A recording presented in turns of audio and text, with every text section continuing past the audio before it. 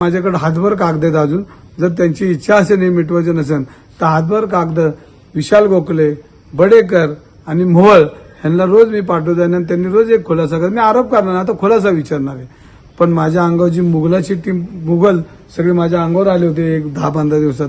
वक्फ बोर्डची त्यांना जरा जागेची काळजी पडली तर त्या मुघलांना ह्या पुणेकरांनी खरं तर हे आंदोलनाला यश सन्माननीय योगी महाराज त्यांचं आहे. त्याचबरोबर जैन युवक संघटनेचे सगळे युवक जे आज त्या ठिकाणी काम करतात त्यांचं आहे. आणि प्रामुख्यानं आमचे नेते राजू शेट्टी जे शेतकरी प्रश्नावर आपण काय महाराष्ट्रात काम केले, तळागाळात काम केले, हे त्यांचं यश मी समजतो. आणि पुणेकरांनी ह्या सगळ्या विषयावर जो पाठिंबा दिलाय ह्या सगळ्या पुणेकरांचा पाठिंबा ह्याच्या जेव्हा ही सुरुवात ह्या व्यवहाराला आता सुरुवात झाली रद्द होण्याची तर हे सगळं यश त्यांचं आहे. आज तुम्ही बघितलं असेल तर पुणे शहरामध्ये विद्येचं माहेरघर आहे. पुणे शहरामध्ये अनेक मान्यवरांनी रक्ताचं पाणी करून या संस्था उभ्या केल्यात. एक दिशा देण्याचं काम ह्या पुणेनी अख्ख्या जगाला दिले.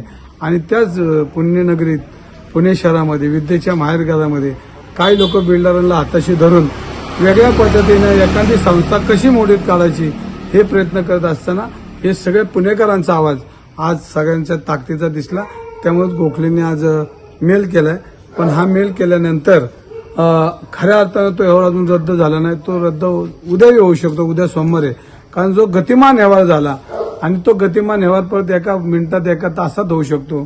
कारण दोन्ही लोक जर एकत्र आले तर आजही रजिस्टरला घरातून उठून आपण कुठल्या तरी घरी ऑफिसमध्ये बसून हा व्यवहार रद्द करायचा प्रयत्न करू. मला आत्ताही फोन होता, मी जागाच आहे. मला जर मुरली मोहनचा फोन आला तर आत्ताही रजिस्टरच्या घरातून आणून आपण, कारण शेवटी केंद्रीय मंत्री ते आहेत, त्यामुळे केंद्रीय मंत्री काही करू शकतात.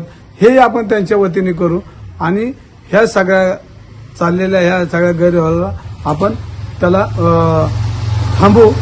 हे सगळं यश सन्माननीय आज दुपारीच मला एकनाथ शिंदे साहेबांनी सक्त ताकद दिली की 2 दिवस तुम्ही काय बोलू नका, 2 दिवसात ह्याच्यामध्ये तोडगा निघेल. मी तो प्रयत्न करतोय.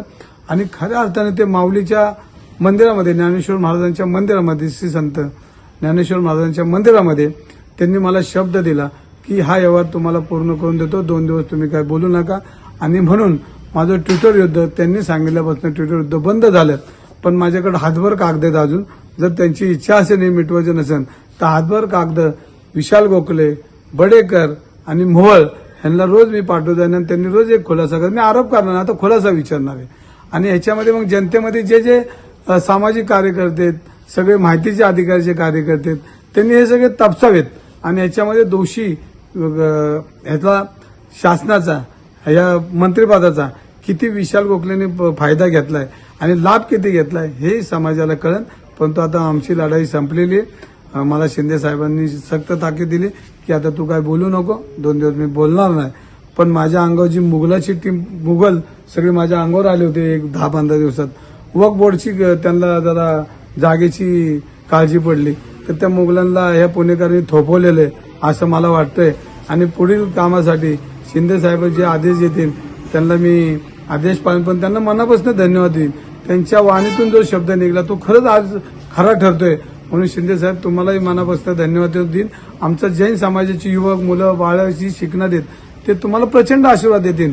आणि तुम्ही मला दुपारीच बोललाय की देव देश धर्म यासाठी आपल्या पक्षाची निर्मिती, आपली निर्मिती, आणि ते वाक्य आज खरं ठरलं. म्हणून शिंदे साहेबांना बी मी आणि उद्धव सामंत साहेबांना बी मनापासून धन्यवाद देईन. सर्व शिवसैनिकांना ज्या ट्विटर युद्धामध्ये, ज्या मोबाईल युद्धामध्ये, जे मेसेज युद्धामध्ये कायम जेवढी जनता माझ्या पाठीशी उभी राहिली, मला तिथनं सपोर्ट केला आणि तुम्ही सर्वांनी सपोर्ट केला, ह्याचं सगळं श्रेय हे सगळ्या सिस्टीमला जातं. मी फक्त कार्यकर्ता आहे, नाममात्र कार्यकर्ता आहे. आणि त्यामुळं हा माझा विजय ना, हा सगळा मुनी योगींचा, आपल्या ते संतांचा विजय, हा युवकांचा विजय, राजू शेट्टींचा विजय. आणि ह्या सगळ्या चुकीच्या सिस्टीमने दिलेल्या त्रासाचा आम्ही लढलो. म्हणून हे सगळं यश हे सगळं त्यांचं आहे. तुम्ही उद्यापासून जे आंदोलन पुकारलं होतं त्या आंदोलनाची पुढची भूमिका काय असणार आहे? तुम्ही स्वतः उद्या तिथे जाऊन भेट देणार आहात का? मी ठरवलं होतं की जोपर्यंत हे मुक्त होत नाही तोपर्यंत महावीरांचं दर्शन घ्यायला मी जाणार नाही. परंतु मला आता थोडी आज आशा वाटली की आता हे मुक्त होईल. उद्या मी